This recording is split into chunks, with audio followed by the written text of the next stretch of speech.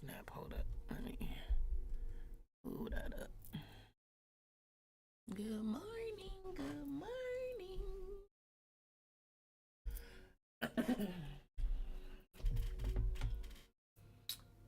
Hope you're having a great morning. We got some stuff planned today. We need to pick a new book. I was trying to put together a poll, but oh my God, it was taking so long and it was not doing what I needed to do.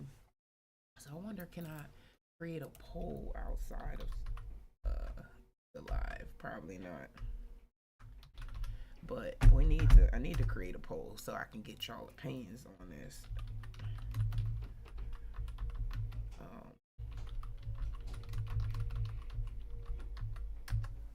All right, let's.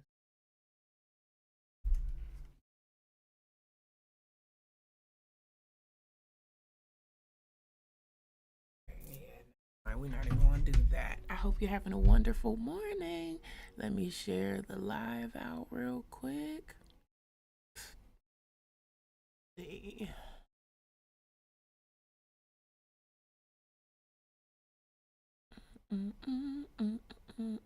Good morning. Good morning. Yo, I was up so late last night, but I'm so excited.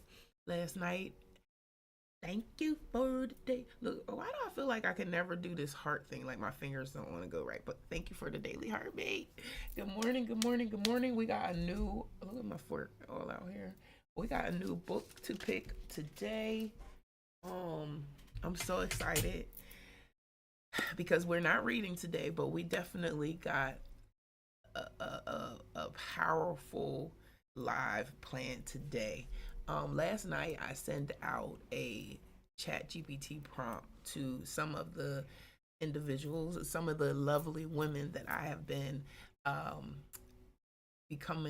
come in contact with, and we've been building I believe a long lasting relationship with some really really dope women. And so last night, I don't know what time it was, but it was late and I sent the text out, and let me just tell you, oh thank you, let me just tell you first, let me tell y'all let me give y'all the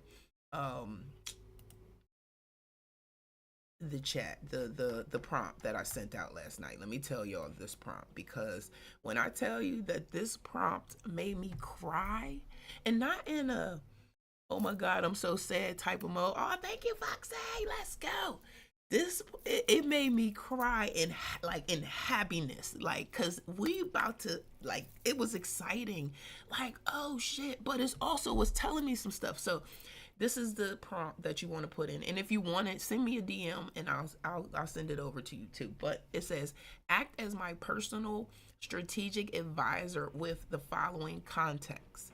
You have an IQ of 180. You're brutally honest and direct. You've built a multi-billion-dollar companies. You have deep expertise in psychology, strategy, and execution. You care about my success, but won't tolerate excuses. Thank you for liking the live, y'all. You focus on leverage points that create maximum impact. You think in systems and root causes, not surface level fixes. Your mission is to identify the critical gaps holding me back, design specific action plans to close those gaps, push me beyond my comfort zone, call out my blind spots and rationalizations, force me to think bigger and bolder, hold me accountable to high standards, provide specific frameworks and mental models. For each response, start with the hard truth I need to hear. Follow the specific. I don't know why I be trying to feel like I say the word wrong. Actionable steps. End with a direct challenge or assignment. Listen, y'all.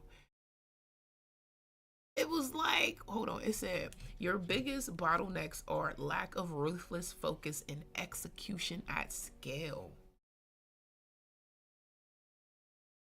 Like, I was like, it went in. What else it said? It says, you're sitting on an empire but playing small. You have deep expertise, powerful brand, and multiple revenue streams, yet you're not maximizing leverage. Like, what? So we put together a whole plan with that, and the good thing is it was able to like really mesh already with the things that I'm putting together. So I'm super good morning, Tammy. Welcome in. Sorry y'all that I wasn't paying attention to this because I was so excited. I was so excited about that. But besides that, I'm excited because the last few days I've been working with my life coach, Natalie. And if y'all don't follow her, make sure you go follow her because she's definitely helping me out and helping me stay accountable. I'm the type of person right now where I need somebody to hold my hand, right? I never have gotten, I've made six figures, right? But I haven't like got over that hump. Like I'm looking to do that on a monthly basis, on a yearly, on a bigger scale, right? And I've never done that. I don't have many people around me that have done that, right? And I'll be honest, sometimes it's hard to get into those circles of people because they don't be wanting to let you in. You know what I'm saying? So when people be like, oh, find your mentors, sometimes I just got to find those wealthy mentors that are online because some of them groups I don't be feeling like they welcoming as much. You know what I'm saying? So yes, we are changing that in 2025 because we're going to create that environment for people to feel welcome and not feel like, oh, just because I have less than you, you're going to look down at me, right? No, we're not doing that. So this morning, I was told that I have to really start sharing my story so that people understand like where all this comes from. So let's get started. If you are new here, I am Mecca Joy, and this is what I like to call the 11-11 Growth Hour or Business Insights, right? Where we are leveling up for unstoppable success. This is where we mix mindset, business, and real life lessons to help you level up. If you're new here, we do this every day. Well, we just changed this. We do this Monday through Friday, and today we're picking our next book. Now, I don't know about you, right? But there are some books that I feel like have definitely changed my life. And I would love to hear, thank you for the gift. I would love to hear what book changed your life. Over the summer last year, I read several books we did on my Rich Girl Meditation Live. And one of the books that we read was called Ask and It Is Given, right?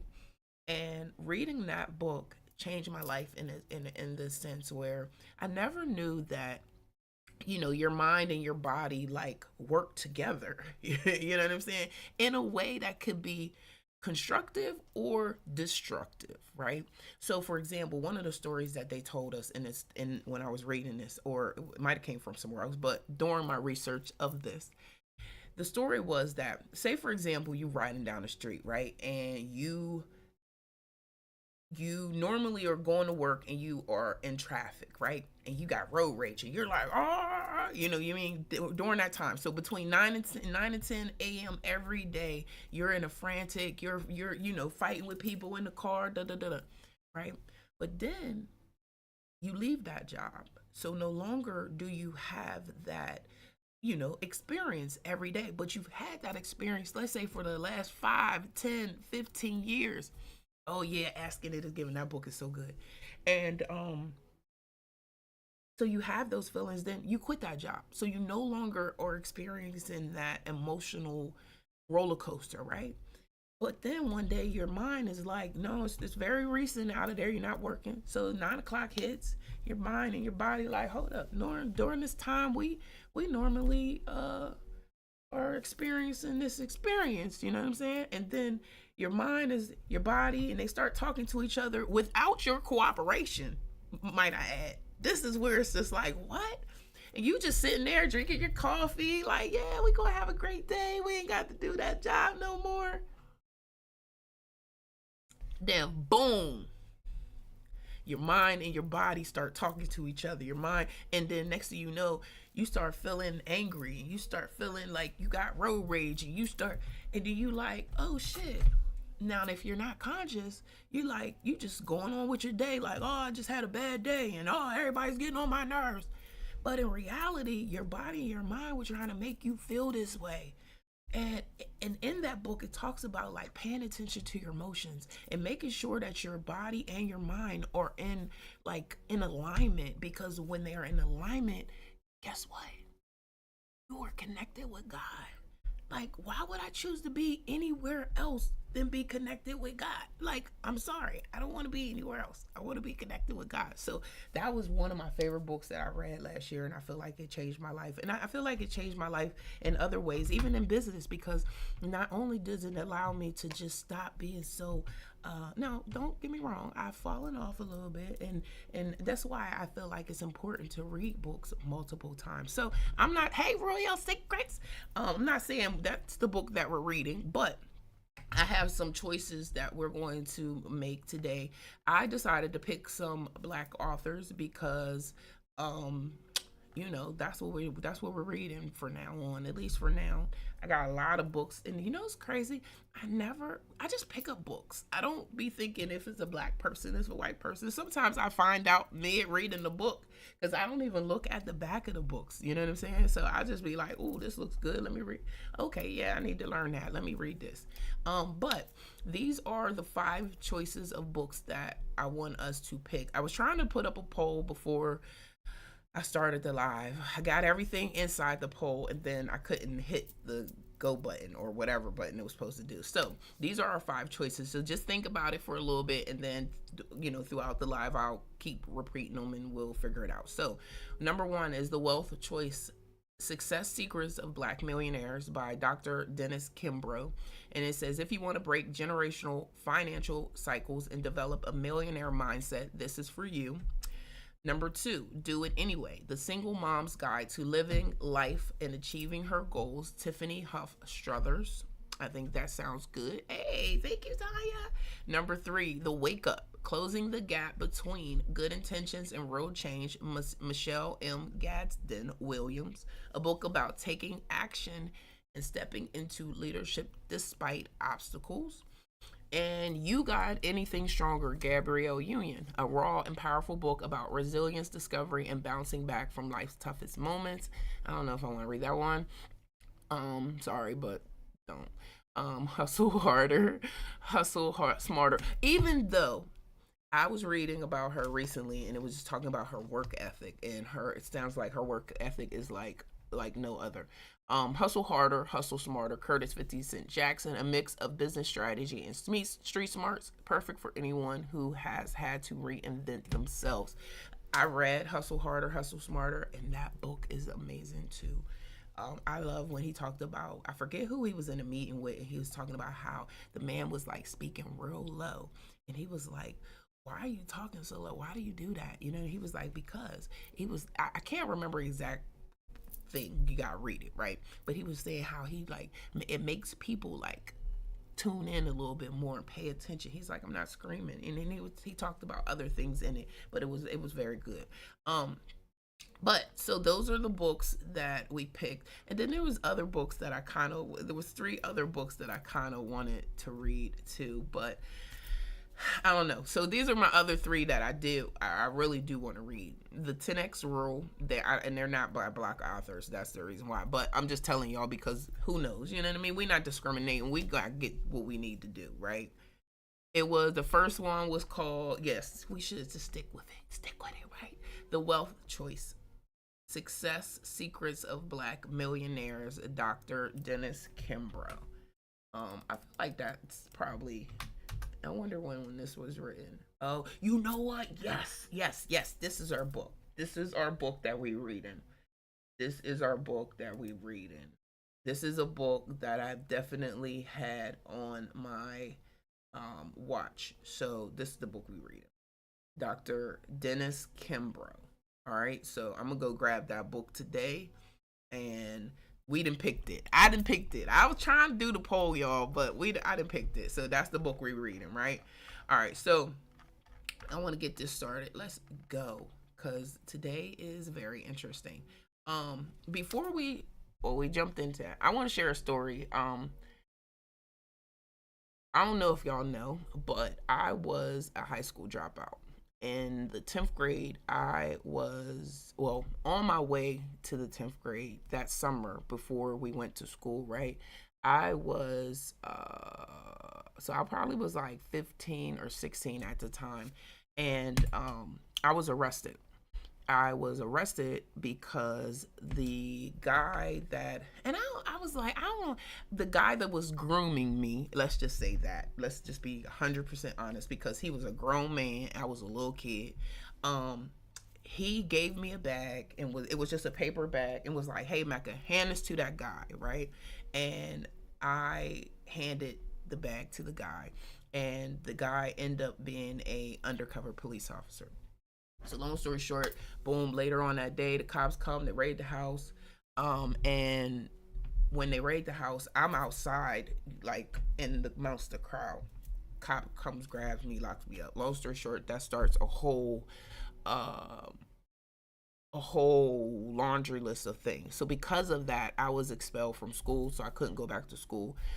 So because of that, and then to be honest, after that, it was just like I think I kind of like gave up in a sense, because I felt like nobody believed me. Like I didn't really have anything to do with that man and those things, right? Because we're not trying to get no violations today. I'm trying to be very mindful of that, right?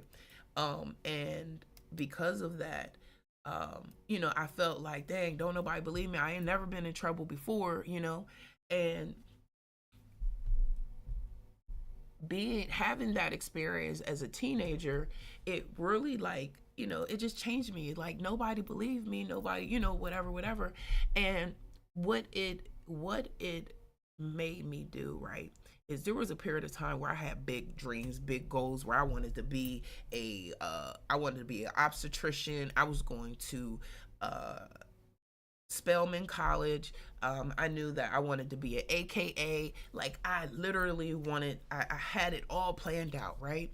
Was a straight A student, honor roll, everything. And then my mom moves, and then boom, it's like, oh my God, this is what we got to live with. You know what I'm saying? So during that time, I didn't have any dreams, no goals, right? And then one day it was like I just gave myself the goal of getting my GED before I had kids, because mind you, growing up, I always wanted to be a mom. Like I dreamt of being a mom. I always played with baby dolls. I had Cabbage Patch Kids. I had the real baby. Like all that. I just loved being a mom, right? Or at least thinking I wanted to be a mom. My cousin, to tell you, she was the one that wanted to play house and be the mom and had a little baby and the dolls and all of that, right? I could play with baby dolls all by myself in my room. Nobody, leave me alone. And I knew that I wanted to have kids if I didn't do anything else in the world, right? And so I said I want to at least have a GED before I have my kids. So I was, at the time, I think I was a stripper, and I was selling pharmaceutical, and I was just, I was just wilding out, and or at least I was just surviving, because the crazy thing is, at that time, this is a prime example when we talked about the book, Coldest Winter Ever, and we talked about Fly Girl. This is where, I was choosing to be over here in the coldest winter ever world. You know what I'm saying? Doing stuff I ain't had no business doing by myself, and I didn't have cousins. I didn't have an older brother. I didn't have nobody to like lead me. Literally, I remember one day I was in my friend's, I would call him, he was my best friend at the time. I'm in her living room, and her boyfriend, they're doing stuff, you know what I mean? And I'm like, oh, I was like, man, I should do that. This looks mad easy, right? So I'm like, yo, if I go get some, you want, help me do what I need to do so that I can go out there and do it too? She was like, yeah. So she showed me, told me where to go, got it, boom. I had like $150. I went and got what I needed, and it was on, and I was out there by myself, you know what I'm saying? And didn't have no protection. I wasn't running around here strapped, none of that stuff, And when I think back, and I just be like, dang, yo, man, you made it through that stuff. I wasn't like no big time, you know what I mean? But I definitely was okay, you know what I mean? For it to be in me and me only. I remember when I got in trouble, and I was in the back of the police car, and the cop said, well, who are you doing this for? And I was like, they was like, are you for them? And I'm like, for them? What? I was offended. Like, who do I look like being somebody's, I'm not flunky. We no flunkies over here. We don't do this for nobody. We not for nobody. We not what? We don't sell services for people. Like we don't do that. We collect all our cash. Like what? So I didn't know that her asking me this question, it was going to be in the police documentation. And I'm like, what? So that's when they say, hey, good morning, Shay. When they say, all things can be used against you in the court of law, shut up. Like straight up from the door, just shut up. Don't say nothing because it's going to be in your paperwork. But I tell you all this because I feel like it's important for you guys to understand. Like, I didn't just wake up one day and be like, oh, I'm just going to sell digital products. Oh, I'm going to become an entrepreneur. Like, this has been a journey of life. You know what I'm saying? So boom, fast forward, I get my GED. I end up meeting my ex-husband, right? And when I met him, I was still dancing and I was still, doing that. I had actually got in trouble, so I was on probation at the time. So I had 3 years probation. I had a curfew. Because I was dancing, my curfew was a little lax, right? So I didn't really have a curfew, but my PO wasn't playing. Like I remember one time I missed this like class that we had to take, and they came like with the people a search warrant and everything. It was like, we searching your house. Thank you. They like, we searching your house. He like, where the stuff at, Mecca? Where the stuff at? They going through finding stuff they didn't have no business, personal stuff they didn't have no business find. It was so embarrassing, and I was just like, as this is happening to me, I'm like, I don't never want to have to go through this ever again. Mind you, I couldn't get my license because of this stuff. I actually didn't get my license till I was 29. So for years I was driving dirty. But on my 29th birthday, I finally went and I got my driver's license because I was like, I can't do this no more. I got kids. I can't be in the car riding dirty like this. But okay, so I fast forward, I meet him. He says to me, I remember this day like it was yesterday. He says to me, Mecca, when's the last time you read a book? And I was like, read a book? I ain't reading no book. I got money to make. I got parties to do. I got shit. Like, what? Read a book? I was offended. But then he brought me the book, Coldest Winter Ever. And I read that book. That book changed my life. Because I was like, I don't want to be scarred up in jail. Like, I don't want that in the result. You know what I mean? And to be honest, that would have been the result. Thank you, She. That would have been the end result. So boom, I read the book. I'm like, man, forget that. I gotta do something. Like, I gotta get this GED because now I'm locked in with this dude. We done got married. I know eventually we're gonna have kids because we, doing our thing. And I lock in and I get my GED. I sign up, I get my GED. And while I'm in the class, though, let me tell you this. I'm in the class and there are women in there who are younger than me. And then there's women in there that are like 20, 30, 40 years older than me. And I'm like, shit, like that could be you, Mecca. Like, dog, you got to do this. So I did it. Long story short, I did it. I locked in. I studied. I did what I had to do. I got my thing. So that's probably like a couple years in our relationship. Maybe not, because we got married 2001. My son was born in 2002. But I think I read the book prior to that. But anyway. Boom, my son's 6 months. Let's fast forward. I got my GED. Everything's happy. Boom, I have my son. I'm not as happy as I would like to have been. Hey, Jamaica. I wasn't as happy as I would like to have been, but I was happy. I'm married. I got my homegirls. They doing their thing. I'm feeling good. So one day, my homegirls call me. Right, y'all got to get y'all tea for this. Homegirls called me and they're like, hey, Matt, come over too. We over here at this hotel. Come over here. And at this moment, I'm not thinking nothing of it, right? I'm just like, oh, okay, I'm gonna go over there and see my girls, like take the baby. They ain't seen their nephew in a minute. I get there and the energy's a little weird, right? And so I'm like, oh, what's going on? What's up? What's up? So I'm sitting on the bed, and then they, matter of fact, I think I'm standing up, holding my son like on the side, like, all excited, smiling. So they like, Max, sit down. We got something to tell you. And I'm like, what? What the hell y'all got to tell me? They tell me, mind you, it's three of them.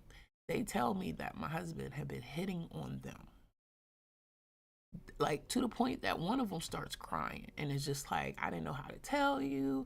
Da da da da. It was just so uncomfortable, and I'm just like, what? Now I'm sitting here, I'm like heartbroken because nothing like this has happened in our relationship, at least not this far. And I'm like, what the fuck am I going to do? Like in my head, I'm thinking, oh shit. Like, I got to leave this dude. Like, I can't stay in this stuff. Mind you, we only 2 years in. So I'm like, I just had this baby. Mind you, all I got is a GD. Like, he paid all the bills.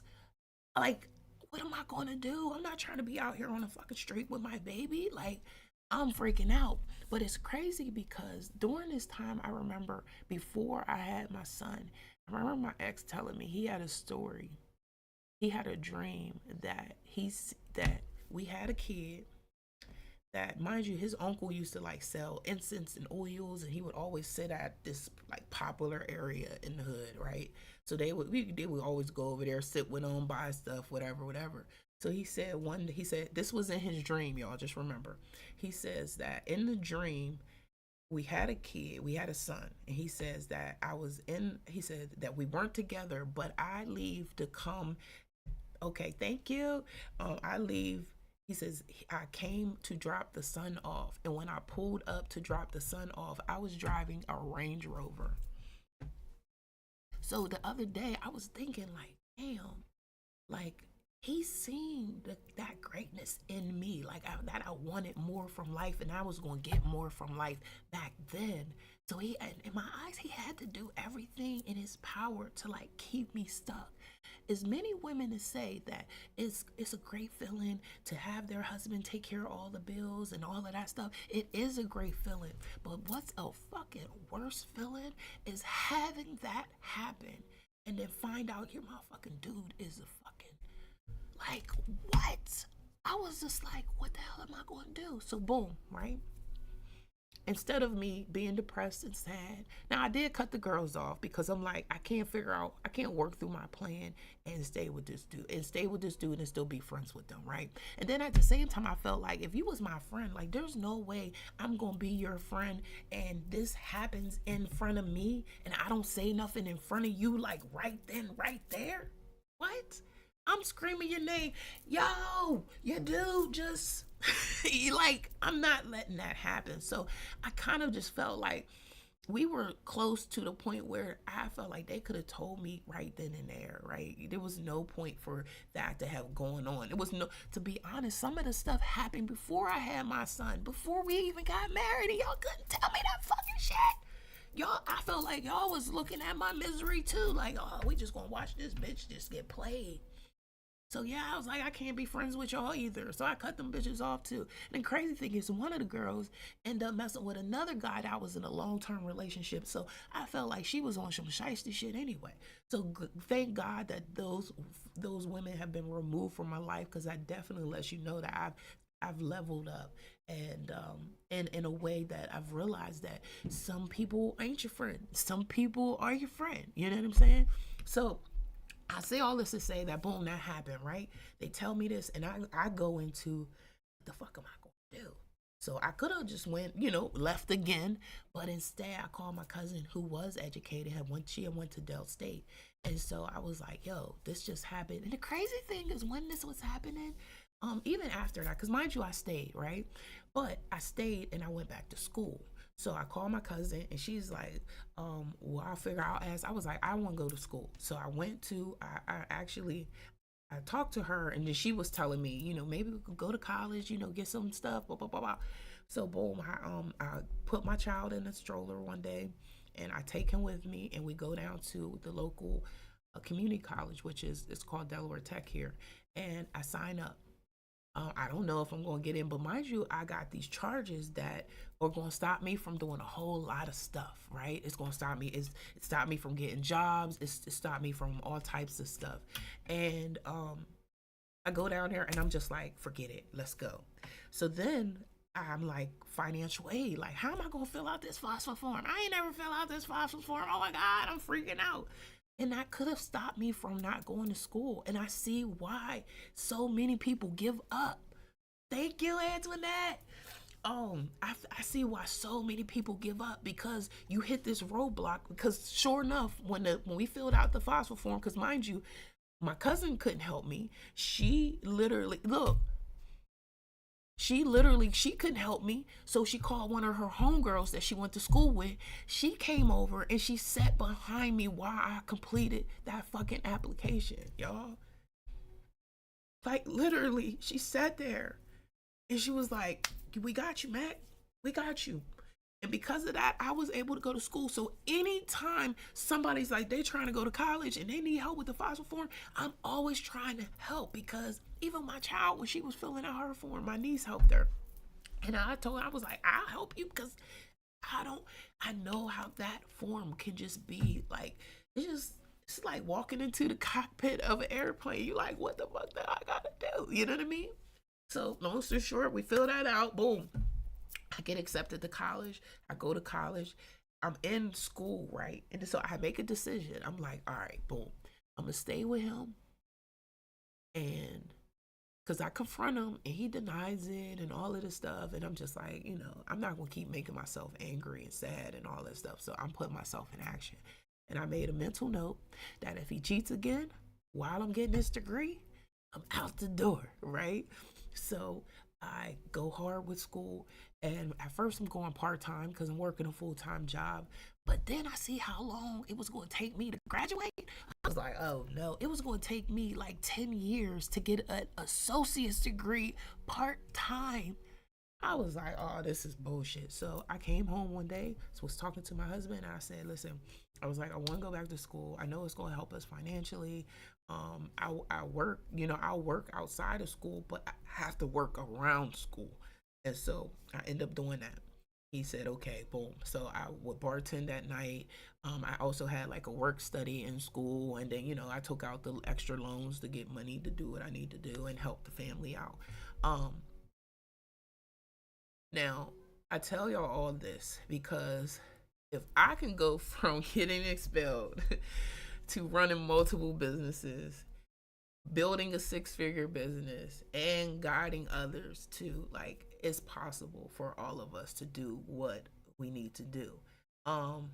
So that's why I believe that it's important for us to read. You know what I'm saying? Like, all of this stuff I could have literally, like, that one book, well, those 2 books, you know what I'm saying? And even though they weren't business books or books that were going to, really could, I don't even think if the owners of the writers of those books expected those books to have the impact that they've had. I wonder if there's other women like me that read those books and was like, oh, nope, I'm going over here. I'm going to do this, right?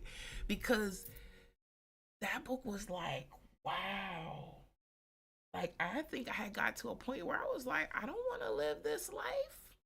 No, I don't want to live this life.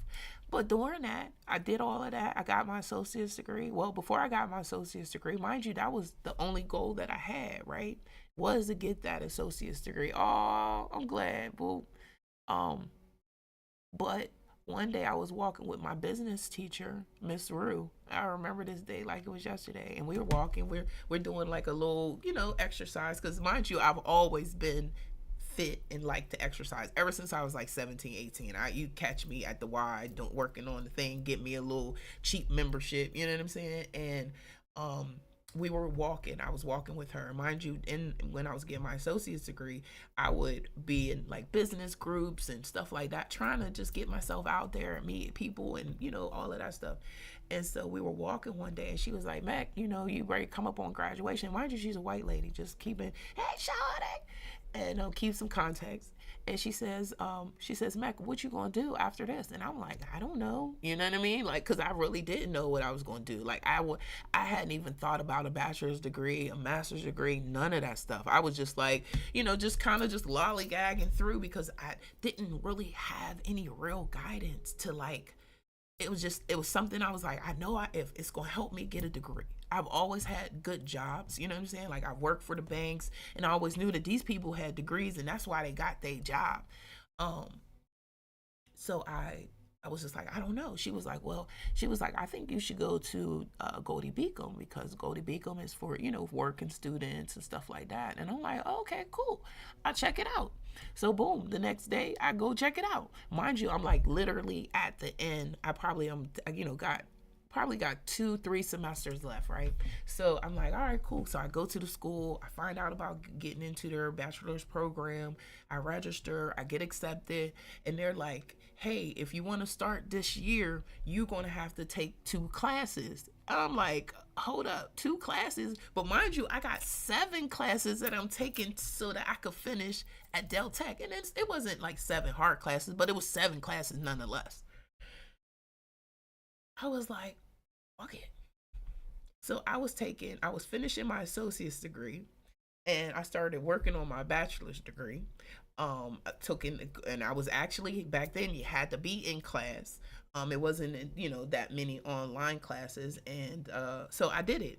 I went in, I did that, and then I remember one day while I was doing the bachelor's program, I started hearing about the master's program, and I was like, wow. I was like, but mind you, I'm scared too because mind you, at this point, I've been in school a couple years. It took me from 2002, well, no, I think 2003 to 2007 to finish my associate's degree. I did that, and mind you, I never took a break. I never took a summer off. I never took a spring off. I went the whole entire time. If there was a session to be taken, I took that session because we was getting this done. I was not great at math and I had bad teachers. So I kind of like blocked it out and I was like, I don't want to learn math. Fuck that shit. The teachers get on my nerves. So I, um, I end up having to get that was probably like the longest part of the journey with the math because I had to start from elementary math. You know how embarrassed that is as a grown ass adult to be taking elementary math and have to be tutored. Oh, I was so embarrassed, but I did it. I remember when I got pregnant with my daughter. I had my daughter on a Monday. I had class on a Wednesday, and around here somewhere, I saved the teacher's reference because I was trying to get into a program, and so he wrote me a reference, and he wrote in the reference that this girl had just had a baby and came to class. I had nothing else to do. What I was going to do? I was sitting at home. I'm feeding the baby. I'm coming to class, and I want to show my baby off. Yes, she was 3 days old, and I was in class. And he wrote that in there, and it meant a lot to me because it did. There was a level of dedication that I had with it because I was like, I can't give up. I gotta fucking do this shit. Like I gotta do this. And y'all gonna watch me stop. Y'all gonna hear me slowly stop cursing because yesterday, Dr. Les Brown said something that resonated with me, and I was just like, you know what? I want to do better, and I want to be better. And cursing is definitely, if it's a sign of ignorance, I don't want to do it because I'm smarter than that, right? But I also get it that he's old, and it's like, but I respect him. And as a young black woman, I want to do better for myself. So I'm going to be slimming down now, and I'm working on it because sometimes it just slips out. But so boom, we get our bachelor's degree. I graduated and that was 2009. So we got associate's degree in 2007. We got the do I even got it over here? I had all of the degrees down here. I wanted to show you guys. So we got the associate's degree in 2007. We got bachelor's in 2009. And then like listen to this though. During me getting my bachelor's degree, so I got that in April of 2009. I found out my ex-husband was having an affair. Not only was he having an affair, he was having an affair with this girl 5 blocks away from the house we had bought.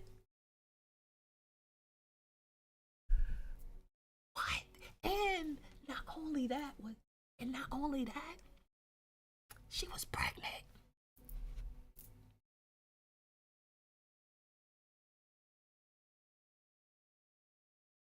The crazy thing is, me and my homegirl, we about to go to the gym, right? So we sitting at the kitchen table. He comes in the house. He's like moving stuff, like all frantic. We like, what the fuck is wrong with him?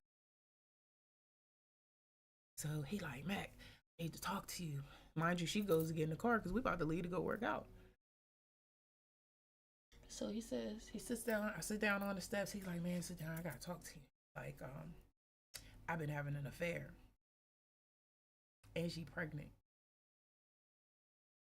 I'm like, oh. But I kind of like knew, you know how you know something wrong, but you don't got no proof.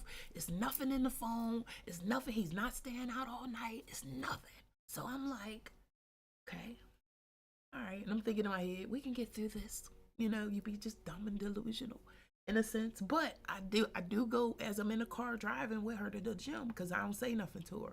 I don't show no like upset or nothing. I don't wild out or nothing. I just go to the gym and I'm on the treadmill. And she like, well, what's that about? And I'm like, he just told me he's cheating. She like, what? Mind you, I had chickens. I had gardens. I had like, we like, she like, what? We both like, we just shocked. We on the treadmill. We just like, well, who is it with? And we trying to figure it out. And I don't think at the time I knew who it was. So I'm just like, I'm just like shocked. So this is one of the things that kind of like stuck out to me during that period, right? My friend's mom, we went to her bar when she was working at, and we was sitting at the bar and we talking, and she's like, Mom, guess what? You know, Mac just found out Mike cheating, blah blah blah. She was like, yeah, that's what men do. Mind you, this is like my second real relationship, you know what I'm saying? And I'm just like, that's the advice I'm gonna get.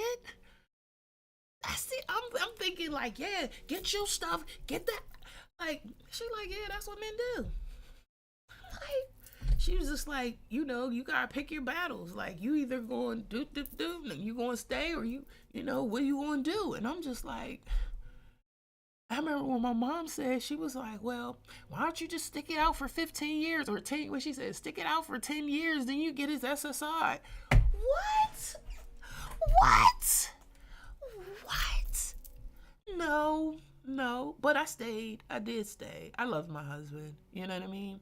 He said he went through I ended up putting him out. He went through counseling, went through rehab, all types of stuff. But let me tell y'all about this one time, right? Said he was in rehab. That just dropped him off. Listen, listen. This is why I tell women all the time. I don't care if you married, your husband is the richest person in the world. Always have your own. Because at the end of the day, he could lose all his shit because it is his money. And then I don't care if a person's like, oh, what we got is ours. And da, da, da, da, da.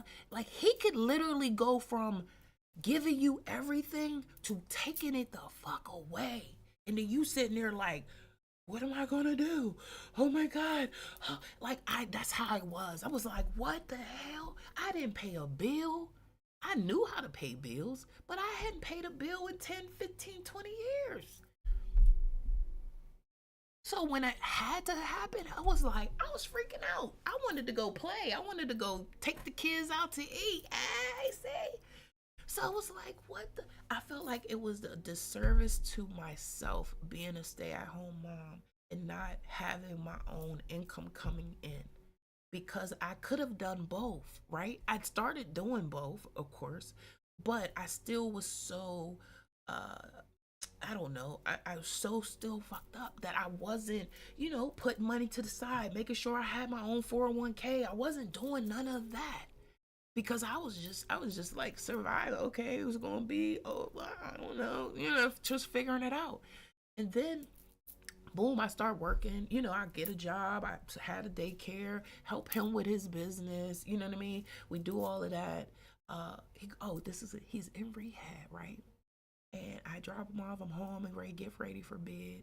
And I get a phone call on my phone from an unavailable number, because you know back in the day, if it didn't number didn't show up, it showed up as unavailable, right? Because we had to call our ID. And I'm thinking it's him calling to, say goodnight or actually call back because we had just got off the phone. Do you know that this phone call was somebody being intimate in the background and all I hear is the noises? So even still to this day, I'm wondering, was he having sex with somebody at the office at the rehab? Like, I don't know. I don't know. I never even asked the question because it was like he just gonna lie anyway. You know what I mean? And I don't know. It's an unavailable number. It could have been a girl playing on the phone. I don't know. But I think that it was one of the ladies at the rehab that he probably was with. I swear to God, I really believe that, right? So boom, he comes home. We try to make it work. Boom, boom, boom, boom, boom. Then 2015, I get a letter in the mail. Mind you, at this time, I got my daycare. I just got level 2 stars. I got my kids. My daycare is beautiful. I like the playground in the backyard, the chickens, the gardens, like everything is beautiful. I'm kind of in my head, I'm living my best life, right? And then I'm washing dishes one day. I go to check the mail, and there is an envelope from child support. Oh, I forgot to tell y'all, because remember, he told he was pregnant. It was, yes, it definitely was. So let's back up, right? We got to back up. So remember, he comes to me 2009. He tells me that she's pregnant. He's been cheating. Boom, boom, boom, right? The girl is locked up at the time. No matter of fact, she's home. She's like taunting me at this time. I remember exactly. I'm walking down the street with my daughter. We are going to the store. Because at this time we lived in the hood. So we walk into the corner store and I see the girl, right? But I don't, hey, Evie, I see the girl, but I'm not thinking nothing of it because I don't know that they being intimate. But I see her like 2 or 3 times that day. So I'm like, why the fuck is she in my hood? Like, bitch, I'm about to say something. In my head, I'm walking and I'm like, since I got the baby with me, I'm like, nah, I'm gonna leave her in the house. But if I see this bitch again, I'm say something to her. Like, why you keep walking down my street? Because I didn't know, but it's like, you feel some shit. So boom, I don't even have to say nothing because that's when he comes and tells me, right? So boom, he says she's pregnant, boom, boom, boom. Some time goes by. One day I'm outside my house. There's a girl is out there, right? She's sitting like across the street from my house on this other girl's porch that I know, and her kids call me auntie. Now me and her not that good friends, but her, she know who I am. She know that's my husband. Boom, boom, boom. So she over there lollygagging with the girl. Boom, I call the police. Because now I feel like y'all trying to harass me, right? Boom. They take her out of there. I don't know what happens to her, but I know she ends up going to jail. I don't know if it was because of that, but the girl ends up going to jail. She ends up having a baby in jail. Y'all never gonna believe this. when y'all thought this was the worst of the worst of the story, y'all never gonna fucking believe this. Do you know that girl named that baby after my son? Well, I think she thinks she named him after him because it was a nickname of his. But my son had it. So even me, I feel like even as I got older, I was like, why did I name him that? That was a nickname that he had in jail. Why would you give your son that name? That was so dumb. He was just better off giving him a junior. You know what I'm saying? Like that's what you really do. But she named his, so her child has the same first name as my child. So I hear that and I'm just like, wow, really? They get a blood test. It's not his baby. Okay. So this is why I needed to tell this part, right? So boom, fast forward, mind you, it's not his baby. Fast forward. What? Ain't that crazy? Fucking crazy. So the that and I'm sorry you experienced that. Um so boom, I'm washing dishes. I see the mail. I see it say child support on it. So I'm like, I'm like, child support. What is this? You know what I mean? I open this up, open it up, start reading it. I'm like, now let me just give you a little context, right? He had a cousin that was gay. Him and the cousin who was gay, he was a female. She had a girlfriend. They wanted to have a baby one time, right? So the cousin was intimate with an ex-boyfriend, had the baby, got pregnant. Her and the girlfriend said the baby is their baby, right? So let me just, so this is where my head was at this time, right?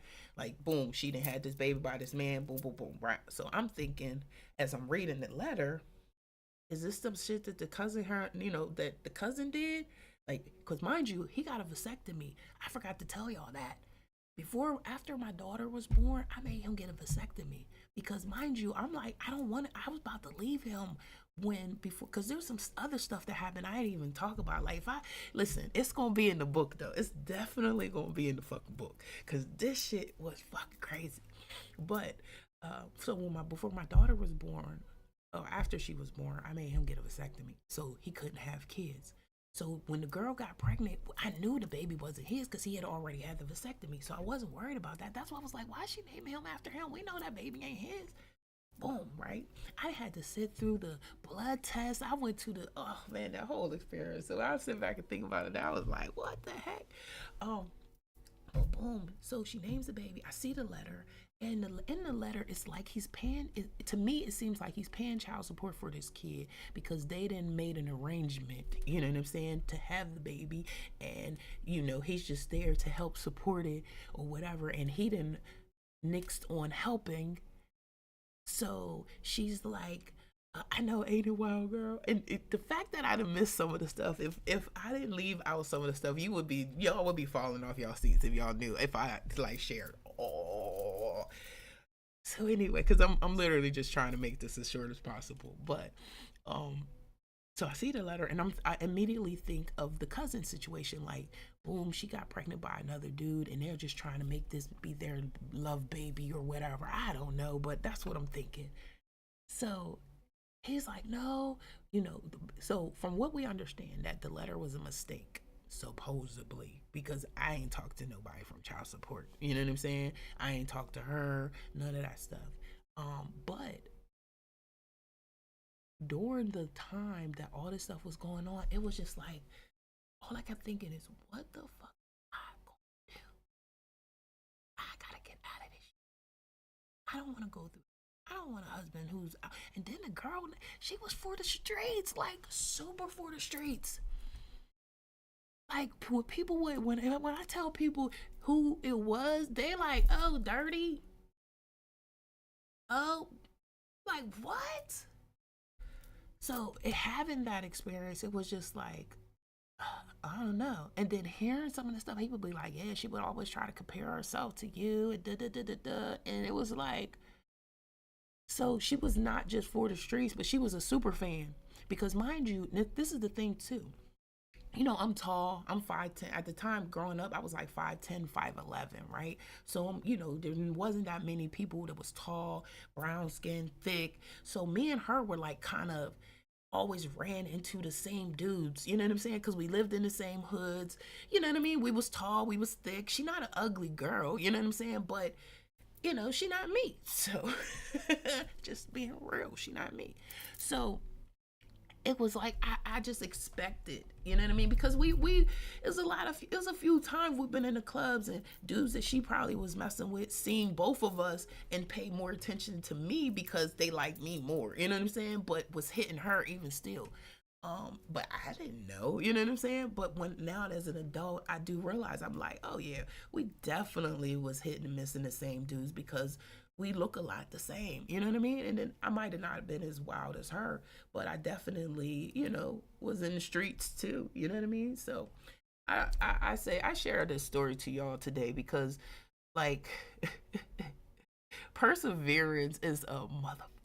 You know what I mean? When there's times when I want to give up, when there's times when I sit back and I think like, damn dog, like you could really be sitting on the steps just smoking, not doing nothing with your life. You know what I'm saying? Having multiple baby daddies, just not doing anything. Not saying that there's anything wrong with it because at the end of the day, I could have been there too. At 16, I got pregnant and lost my baby.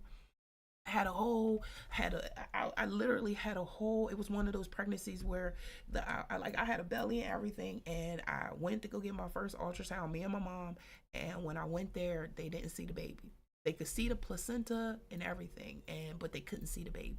So I ended up having to have, like, I went through labor. I had to go and get a D&C and all of that stuff. So I could have had multiple baby dads, and that was a one night stand. Like, really, you know what I'm saying? So I could have, I was put out. I've been on my own since I was 16 years old. Um, my mom, I didn't want to follow rules, or, wasn't doing what she said when she said to do it. So, she would put me out.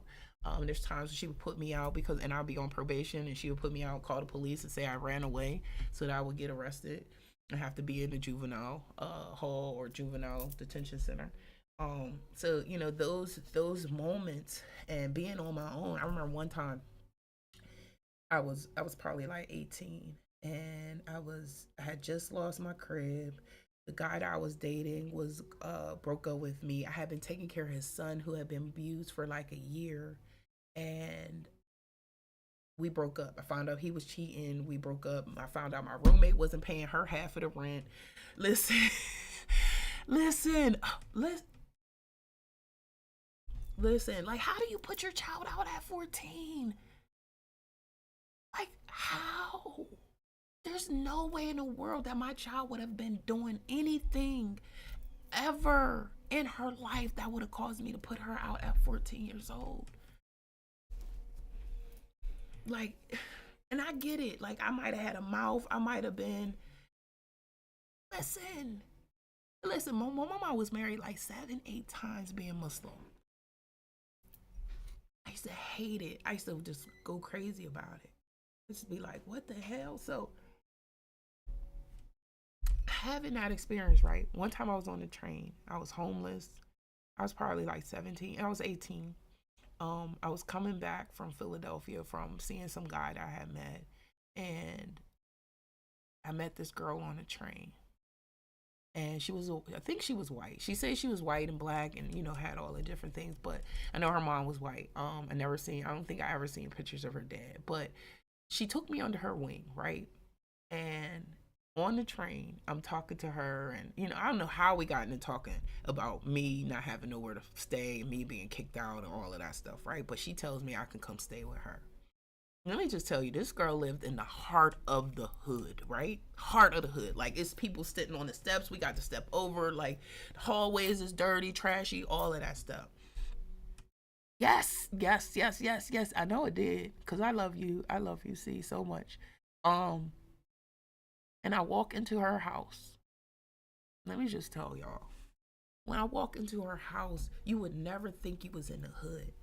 Like, this shit was laid out. I was like, I'd never seen nothing like that. Even growing up with my Aunt Phyllis and going to New York and seeing stuff, I was young. I don't remember like really seeing nice stuff, but seeing nice stuff I did remember seeing nice stuff in the hood, but we lived in the projects back in the day, and our projects was new projects. So when you live in new projects, it ain't the same as living in the old projects, right? These projects was just built. That's a different experience, right? But going into her house and seeing it, it gave me like, oh shit, you could live in the hood and still live nice as fuck. I'm like, wow. She gave me a different perspective on dating men. Like, this girl used to go out with guys, and she come back with shoe boxes full of money, and I'm like, what the fuck did you do? I remember one time, mind you, because I was so street and so hood that I was just like, I know you doing something extra. You know what I'm saying? I know you doing something extra, but she loves me and I love her, so I just say what I'm being real with her about stuff. So I remember one time she was with this guy that she was dating, and she's in Philly, and she didn't smoke or anything, so she don't do drugs, but I always smoke, so I'm like, okay. She's like, I'm gonna try it one day. I'm gonna try it. And I'm like, no, don't. So she tries it. She's with him, and she calls me. She's like, Mecca, my mouth was numb. I was like, that was not that. That was not that. She was like, what do you mean? Oh my God. I'm like, yeah, that was something else. Like, that was definitely something else. And it just, that experience with that girl. And I swear, I don't know where she went. I know that one of the girls that said that my husband was hitting on them, I guarantee you the one that was messing with my other guys too, I guarantee you, she became friends with her when we were friends, and something happened where that girl said something that I said to her, or I said about. I don't know what was said because nobody came and confronted me about it. But I never said nothing about that girl. I loved that girl. Now I haven't always been a good friend, right? And I say that I always haven't been a good friend because I didn't know how to be a good friend. I've always had people either use me or abuse me, like straight up. You know what I'm saying? Be in your face and be acting like they're your friend, but as soon as they walk away, they're talking about you, or you know what I mean, doing stuff like that. So I going through this, I'm just glad that it hasn't made me hard and made my heart hard on people. You know what I'm saying? Because I still feel like I'm friendly. I still give people a chance to just show me who the fuck they are, and if they real, if they fake, then I'm able to peep it. You know what I'm learning? I'm learning that for me, how to be a good friend is just showing up how I want people to show up for me. Because at the end of the day, like, but and also recognizing who are good friends. You know what I'm saying? Like, I don't play the name calling. Like, I don't give a fuck what it is. Don't call me big head. Don't call me ugly. You know how people play and they be like, girl, go ahead, ugly. I don't play that shit.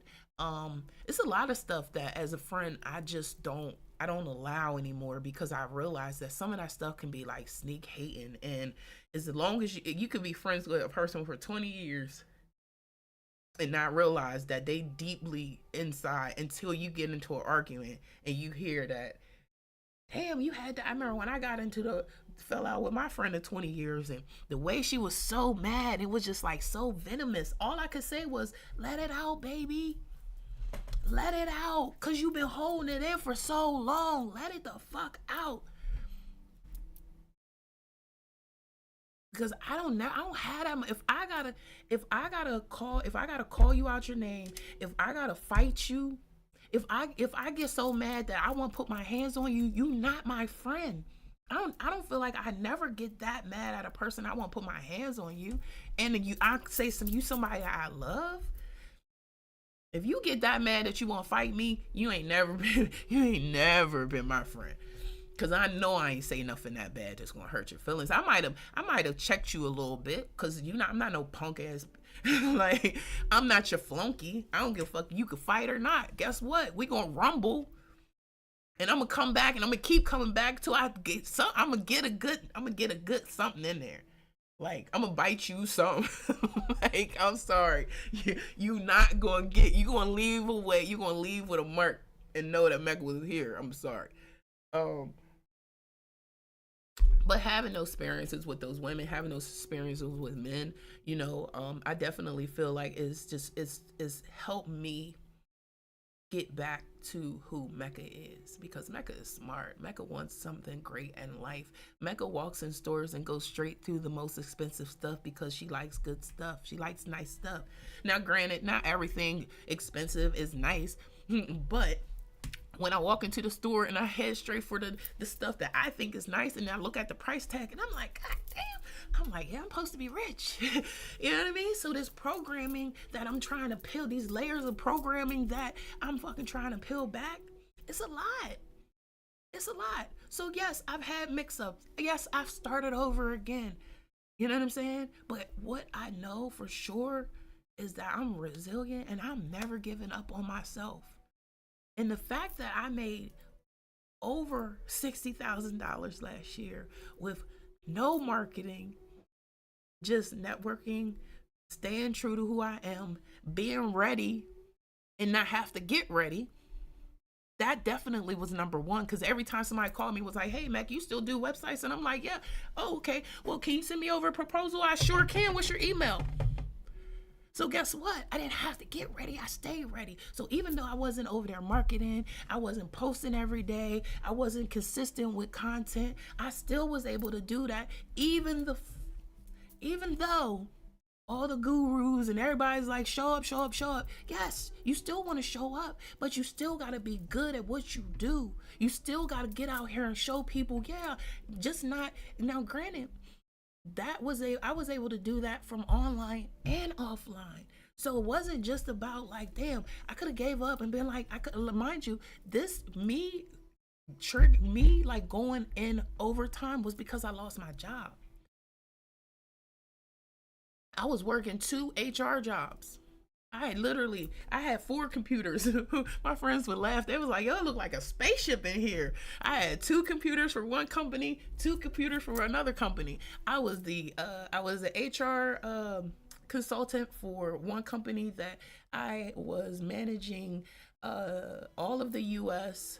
I had it wasn't Cayman Islands, it was Carousel. I had never even heard of Carousel. I was managing Carousel, I was managing Brazil. I ran the payroll for the other company. I did payroll and HR stuff.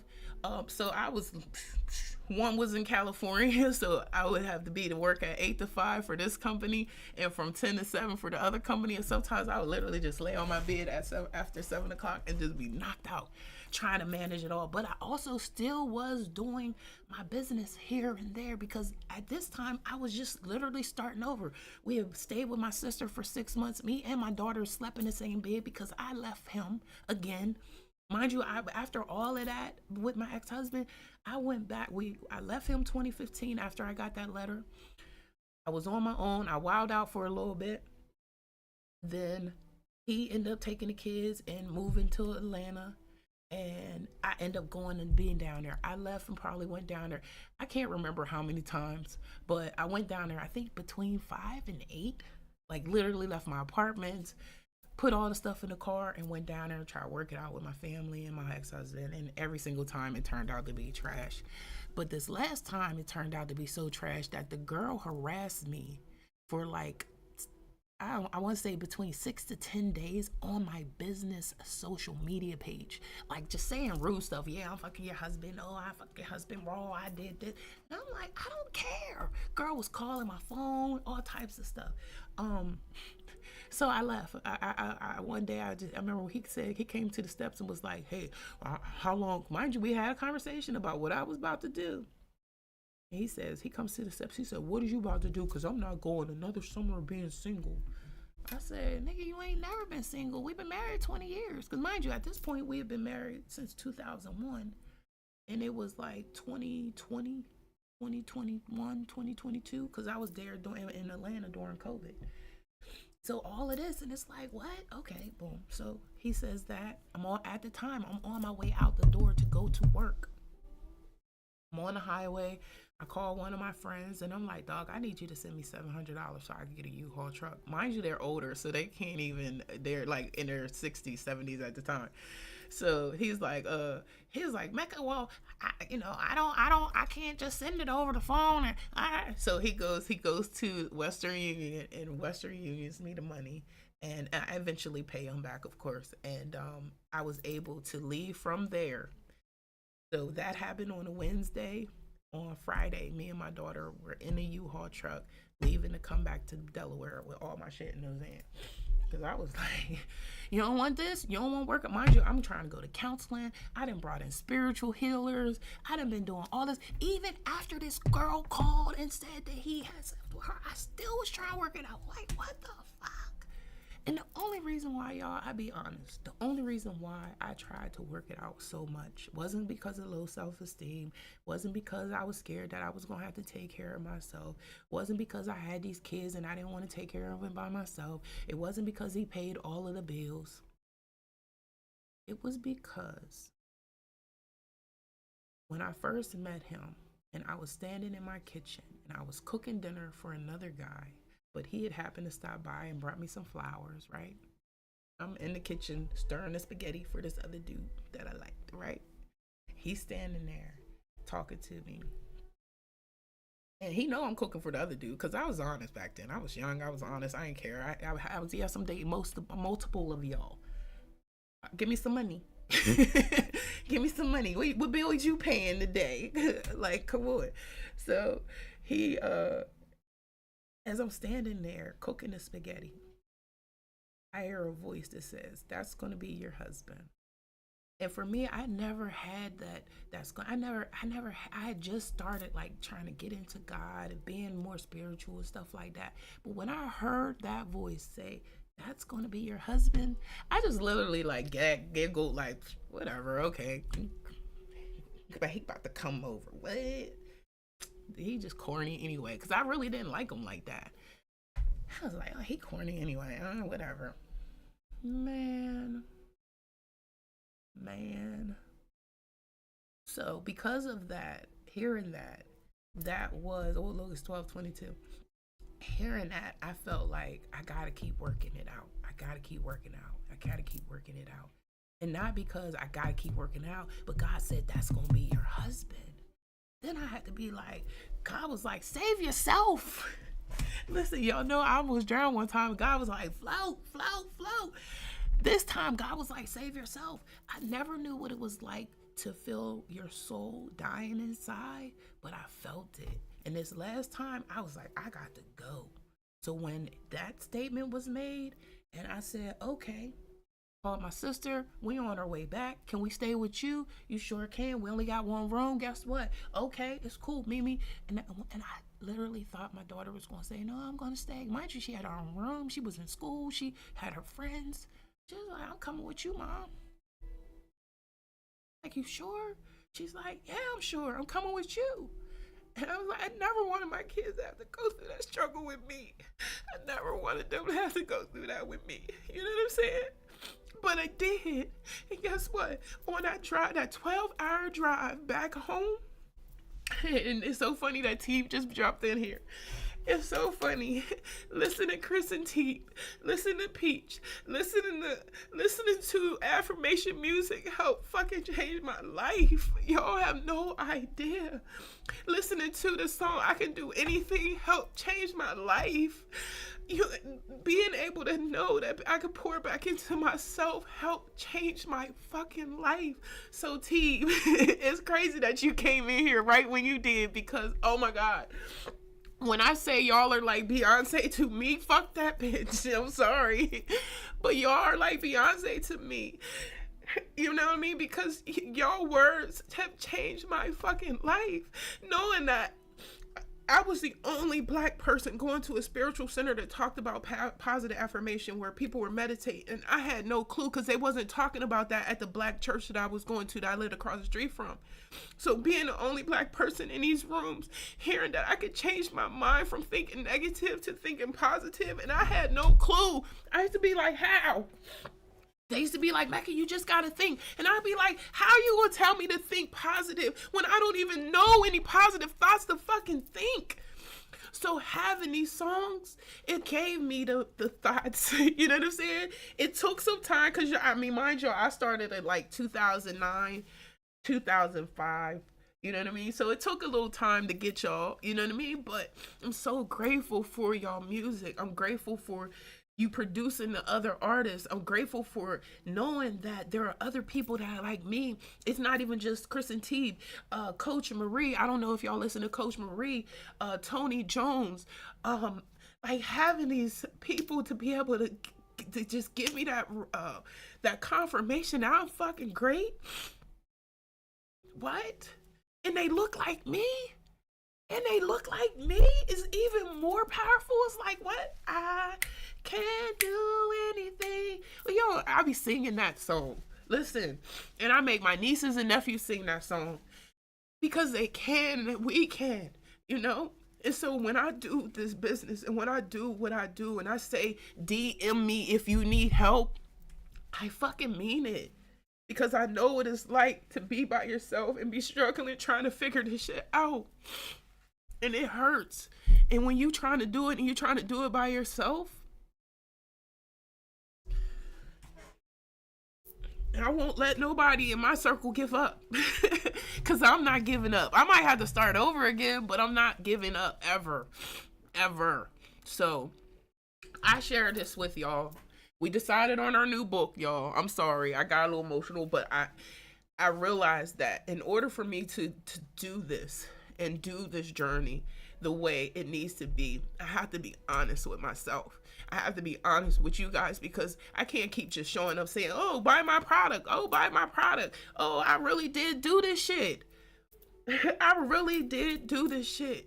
I went from GED to master's degrees.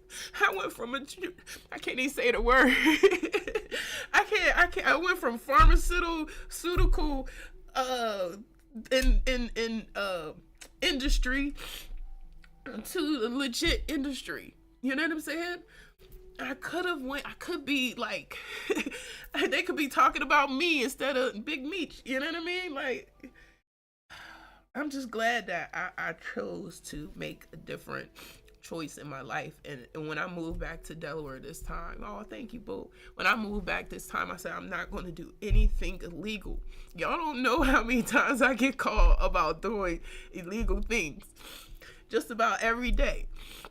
And I make a conscious decision because I would hate for the police to knock on my door and take me out of here in handcuffs. And my baby watched that shit. Like, that keeps me from doing it. Sometimes shit be hard financially because I don't manage my money right. Because I have the faith that the universe is going to provide, right? But I do realize as an adult, we got to learn how to manage our money. So I take full accountability that I don't manage my money, right? But because of that, sometimes times get hard and you make some bad decisions. And guess what? I just rather start over because those bad decisions can lead to jail time. And that jail time can keep me away from my baby. And I don't want that for myself. And I don't want that for none of us. So with that being said, that's why we build businesses. And this is why I teach us how to fish. Period. I'm not selling no fluff. I'm not selling no shit. Like, if you trying to make sales and you not making sales, then guess what? You got to show up. You got to have your shit right. You got to put yourself out there. You got to have a product that people want to buy. And then you got to find your way to come to the market to be like, hey, here I am. Here I go. Here's how I can help you. I know I can help people go from a mess to motivated. I know I can help people start their own business and make money at it. I've done it. I've helped construction companies make over $1 million in government contracts. You know what I'm saying? Like, I do this, and I had to really go deep and work. I feel like work in the shadow stuff to be able to come back. I never had my degrees up in none of my houses. Except for when I was married. I never had my degrees up. I had to pull that shit out to be like, dog, you was great. I had to pull out certificates to be like, this is when we spoke to the youth. This is when I was honorable mention for, I was on the committee for the garden and the Delaware horticulture. This is when I was in the certificate appreciation for helping with the Del Tech for the alumni and friends event. I'm a what do you call it? A notary. Like, I got all types of stuff. I had to pull that stuff out to remind myself because I kept comparing myself to other people and other people's journeys and what they're doing and how much money they make. And I'm over here pocket watching this person and oh my God. But I wasn't doing what I needed to do for Mecca and for Mecca Joy Consulting. And I had to get a wake-up call and to be like, hey, dog, hey, whoop. I had to get a wake-up call to be like, hold up. You not doing what you need to do. And when I came, it was like, oh, shit. My cousin used to tell me, good morning. Or good afternoon now. Huh? Hey, Shay. My cousin used to tell me, she was like, you not like them girls. The girls that I used to hang out with, right? And I used to be like, oh, they my friends. She'd be like, Mecca, you not like them bitches. And that's what she used to say. She used to be like, you not like them bitches. And I'd be like, oh, those my friends. I love them. She'd be like, them bitches don't like you. And I'd be like, what, girl, whatever. I'm not lying. Sure enough, every time I leveled up in life, there was only one girl. I wish she was here right now. There was only one girl. And sometimes I be questioning our friendship sometimes because we're not as close, because we be doing our own things. You know what I'm saying? But when we come together, like, I love this girl. I was there when she had her baby. She was there when watch my kids grow up. You know what I mean? She was into a lot of different stuff that I wasn't into, but Like anytime I need her, she's freaking there. We didn't have moments. I remember she had her baby and I moved to Georgia, right? And I just knew I couldn't wait till she had her baby. I was so excited. Mind you, I was there in the delivery room. I literally smacked the doctor's hand because he came in the delivery room, right? Everybody kept telling her she wasn't about to have the baby. I had two, so I know what I'm doing, right? I felt I'm the doctor. So we in there and the doctor, I was like, Neek, tell me if you gotta poop, because that's when I know you about to have that baby. So she says, I'm about to, and I'm like, what? Oh my God. So I go out to get the nurses. I'm like, she gotta poop. Is the baby's coming? They're like, oh no, the baby's not coming. I'm like, yes, the baby is. I'm like, yes, the baby is. So the doctor, I'm like, look, the head's coming out. The head's coming out. Doctor runs into the room. He don't even have enough time to put the glove on his hand. He puts the glove right here. So think this the glove, this the baby head. He goes like this to touch the baby's head, right? I come over and go smack his smack the shit out of his hand. Then we thought he was drunk, like all types of stuff, right? But this, I share this story with you, of how close me and this girl are, right? So then she has the baby, and couple years later, right, mind you, I had moved, and I could feel like, why is she not answering my call? Mind you, I'm back in Delaware, she not answering my call, so I block her. So she calls my sister, because mind you, her and my sister are friends too. She's like, why? She's like, I've been calling Mecca and she ain't answering her phone. So I had told my sister, I was like, yeah, I blocked Neek, fuck that. I ain't keep not answering my calls, like I'm not gonna keep calling her. So she comes, we cry. We end up wrestling in my house because I'm like, bitch, every time I need you, don't never answer the phone. So I put her in the headlock and she wrestling with me. I needed you there when I was having my baby. I had to raise her by myself. And you said you was going to be.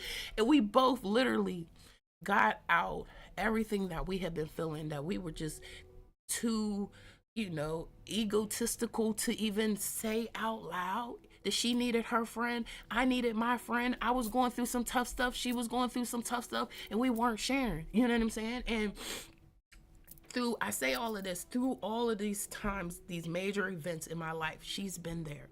She's, out of all the girls that I was friends with, they all left. Trying to mess with my husband. I went to school, and I think I'm better than everybody. I used to always hear that, oh, she thinks she white. Oh, she doing that white shit because she doing that. And I used to be like, what? Because I want to start a garden? I'm white? Because I don't know every song I don't know every word to every black movie. I'm white? I think I know the song, I know the parts to the movies that matter the most, right? Like, you gonna shoot me in the pinky toe? That's the only part of a movie that you need to know. You gonna shoot me in the pinky toe? That's the only part to the movie that you ever need to know from Harlem Nights, y'all. If you don't know who that movie is from, it's from, oh shit, y'all about to fight me. I got a meeting at 12:30, so I'm about to go. I'm sorry, I just got a message from Zoom saying that my client just went in there, so I gotta go, y'all. I'm sorry. But I'll be back later because I want to finish this up. I just need y'all to know that no matter where you're at right now in life, don't give up on yourself. Pick up a book. Tomorrow we are reading, just so you know, because I need everybody to go grab this book. I'm about to go grab mine. We are reading Dr.